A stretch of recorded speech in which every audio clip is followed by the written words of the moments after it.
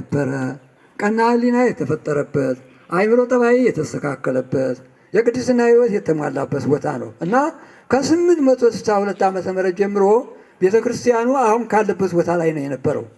ምንጊዜም ያው ቦታው ያው ነው። የሚገርማችሁ ነገር በሌሎቹ አካባቢዎች ስንሄድ ተዘዋውሯል ብዙ ነገር። ይሄ ግን ይህን ያህል ዘመን ሲኖር ከዚያን ጊዜ ጀምሮ ካህናት ሳይጠፉ መነኮሳት አንድነት ገዳም ከሆነ ጀምሮ መነኮሳትም ሳይጠፉ አለንበት ጊዜ ደረጃ ደርሷል። ቤተ ክርስቲያኑ በጊዜው የተሰራው ከዛሬ 125 ዓመት በፊት ማለት ነው። በጭቃ ነው አሁን ያለው ቤተ ክርስቲያን የተሰራው። በጭቃ ነው የተሰራው፣ በድንጋይ ነው የተሰራው። ስፋት አለው። በደንብ አድርገው አጥብቀው ነው የሰሩት። በምንም አይነት መነቃነቅ የሚችል አይመስልም ሲታይ። ነገር ግን በውስጡ ክፉ ጥላት አሁን ተነስቶበታል። ይሄን ነው የምገልጽላችሁ። ጥላቱ ምንድነው? ምስጥ የሚባል አውሬ። ምስጥ የሚባል አውሬ አፈር ስለሆነ በአፈሩ እየሄደ የተያያዘው ቤተክርስቲያኑን ዙሪያው ቢም የለውም። እንደ ቢም የተጠቀሙት እንጨት ነው።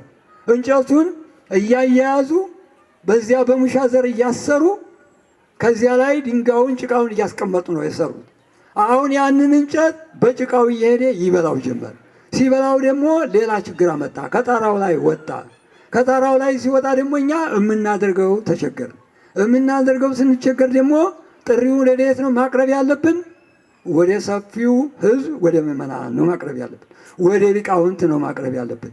ወደሚመለከታቸው ከቤተ ክህነቱ ጀምሮ ማቅረብ አለብን። አሁን እዚያ ላይ ባነር የተሰራው የምታዩት ምን እናድርግ ነው የምንለው። ምን እናድርግ ስንል ደግሞ እንዴት ነው ማድረግ ያለብን? እንዴት አድርገን እናቆየው? እንዴት አድርገንስ በምን ሂደት እንሄድ? ለዚህ ጥሪ ማቅረብ ስላለብን ለጥሪው መስመር እንዲሆነ አሁን ጥሪ እያቀረብን ነው። ጥሪ የምናቀርበው ምንድን ነው? ምን እናድርገው ነው። በምን አይነት እናድርገው? እንዴት አድርገን እንደሰው እንስራው? ምን እናድርገው የሚለው በኋላ የሚመጣ ነው። አሁን ሀሳብ ብቻ ነው የምንቀበለው። ሀሳቡን የምንቀበለው ምንድን ነው? እንዲህ ሆኖ ቢሰራ ጥሩ ነው፣ እንዲህ ቢደረግ ጥሩ ነው፣ በዚህ አይነት መንገድ ቢደረግለት ጥሩ ነው። በጠቅላላ ቀና ሕሊና ያላቸው ሁሉ እናቶችን ብትሆኑ ወጣቶችን ብትሆኑ ተረካቦች እናቶችም ከዚህ ሁናችሁ በረከት ታገኙበታላችሁ። ይህን ሁሉ በረከት የምታገኙት እናት ቅድስት ፍቅርተ ክርስቶስ እኮ ከዚህ ቦታ ላይ ቱባኤ ገብታ ጸልያ ነው በረከት አግኝታ ሄደችው። በመግባት ብቻ አይደለም፣ ውጭ ሆኖ የሚገኘው በረከት ይበዛል እና ሁሉም ሀሳብ እንዲሰጥበት ከዚህ አቅርበናል። ሀሳብ ስጡ ስንል ደግሞ በተረጋጋ መንፈስ ባለቤት ነኝ የሚል ሁሉም እንዲሰባሰብ ወደፊት በዚህ ቀን ይደረግ ይሄኛ ውሳኔ አይደለም። ኋላ ስንሰባሰብ ስንተያይ ነው፣ ስንገናኝ ነው። ባለሙያዎች ያስፈልጉታል፣ ባለሀብቶች ያስፈልጉታል። እሳቤ ጸሎት ያስፈልገዋል፣ ቅድመ ዝግጅት ያስፈልገዋል። ያለ ዝግጅት መንካት አይቻልም። ከፍተኛ ዝግጅት ያስፈልገዋል። ምክንያቱም ከ13ኛው መቶ ጀምሮ በተለይ ብዙ ቅዱሳን አባቶቻችን ያረፉበት ቦታ ነው። ቃል ኪዳን የተቀበሉበት ቦታ ነው። አጽማቸው ከዚያ ውስጥ ያለበት ቦታ ነው። የቅዱስ እስጢፋኖስን አጽሙ እንዴት ፈልሶ እንደመጣ አይታቸዋል። ከዚህ ከአቡነ ዮስማ ጀምሮ እና አቃቤ ሰዓት አቡነ ብስጣውሮስ እና አቃቤ ሰዓት በኪሞስ እና አቃቤ ሰዓት ዘወልደ ክርስቶስ ብዙ ቅዱሳን ተቆርጠው የማያልቁ ከዚያ ቦታ ላይ በመሬት ውስጥ አሁን አሉ ማለት ነው። አካላቸው አለ። ስለዚህ ያንን መንካት ማለት ራሱ ከእግዚአብሔርም ጭምር ፈቃድ ይጠይቃል። ዝም ብሎ አይደለም። ዝም ብሎ አይሆንም። የቀረ እንደ ኦዛ መሆን ይመጣል። እንደ ኦዛ ታቦተ ጽዮንን እንደነካው እንደ ኦዛ መሆን እንዳይመጣ ጸሎትም ያስፈልገዋል፣ ሀሳብም ያስፈልገዋል። የተለያየ ነገር ሁሉ በውጭም በውስጥም ያለው ባለቤቱ ይሄ ነው። የሀገር ባለቤትነት ሁሉ አለ። እንደ ሀገር የሀገር ባለቤት መሆን አለብን። እንደ ክርስትናው የክርስትና ባለቤት መሆን አለብን። እንደ ቅርስነቱም እንደ ታሪኩም ይህንን እሳቤ እንድታደርጉበት አደራ ብለን ጥሪ እናቀርባለን። ይህን ጥሪ ስናቀርብ ደግሞ አሁን አካውንት ቁጥር አልሰጠንም። ምክንያቱም ገና እያሰብን ነው ያለ ነው። ገና እየተዘጋጀን ነው ያለ ነው። አካውንት ቁጥር የገዳሙ አለ። ነገር ግን ለዚህ ለቤተ ክርስቲያኑ እንዲሁን የሚል ነገር እኛ አሁን እዚህ ላይ አላደረግንም። ያላደረግንበት ምክንያት ገና ስላልተነጋገርን ነው። ገና ከቤተ ክህነት ጀምሮ ከሚመለከታቸው አካላት ጀምሮ እንዴት እንደሚቋቋም እንዴት እንደሚሰራ በምን አይነት እንደሚሆን ውይይት ያስፈልጋል። ሰፊ መድረክ ስለሚያስፈልግ ያን ጊዜ ነው የምናደርገው እንጂ አሁን አካውንት ቁጥር ከዚህ ላይ አልጻፍንም፣ አላሳየንም፣ አልተናገርንም። ይህንን ስላልተናገርን ዝም ብሎ በተሳሳተ መንገድ እየገባ ሌላው እንዲህ ያለ ህንፃ ተጀምሯልና አውጡ ቢላችሁ በስልክ ጠይቃችሁ ሁኔታውን ተረድታችሁ እንጂ ዝም ብላችሁ የምታደርጉት ነገር ለሌባ በር መክፈቻ እንጂ ለማንም ላይ ጠቅም ይችላል። አዎ ለአጭበርባሪ በር መክፈቻ እንዳይሆን አደራ እንላችኋለን።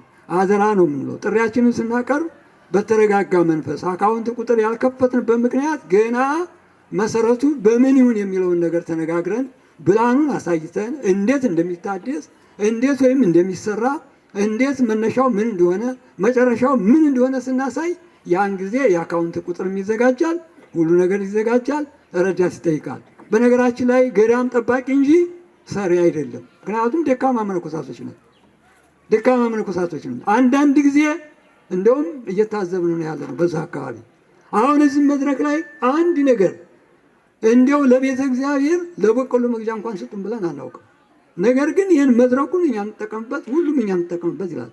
እኛ ሰርተን ለመጠቀም ነው። ለራስ ጉሮሯችን ለዳቤም የምትሆን ለምንም የምትሆን ራሳችን ሰርተን ራሳችን ቢርበንም አንጀታችን አስረን እናድራለን እንጂ እስካሁን ድረስ መድረክ ከፍተን ስጡን ብለን አናውቅም። ምናልባት በትምህርት ቤቱ ምክንያት አሁን ትምህርት ቤቱ የሁሉም ስለሆነ እየተለመነ ይሆናል። ያንን እናውቃለን እንጂ በገዳሙ ስን ብዙ ላይ አንድም ቀን ተለምኖ አያውቅም። ወደፊትም እንዲለመን አንፈልግም፣ ማንም እንዲለመን አንፈልግም። ምክንያቱም ይህን ማወቅ አለበት ሁሉ። ምክንያቱም ገዳም መለመኛ አይደለም፣ ተጥንትን ጀምሮ መለመኛ አይደለም። ሰበካ ጉባኤ የለውም፣ ከህዝብ የራቀ ነው። ቃለ ዓዋዲን መመልከት ያስፈልጋል።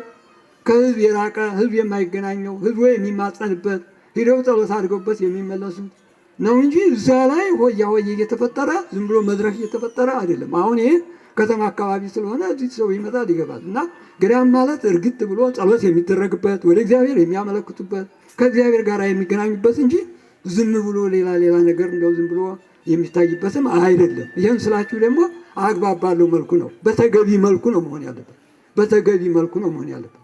ከዚህም እንደው ይህን ያላመስል ነው ሲያውን ለገዳሙ ቤተ እግዚአብሔሩን አይታችሁታል፣ ቤተ ክርስቲያኑን ታዩታላችሁ፣ ዳቤ የሚበላበትን ቤተ እግዚአብሔር ታዩታላችሁ።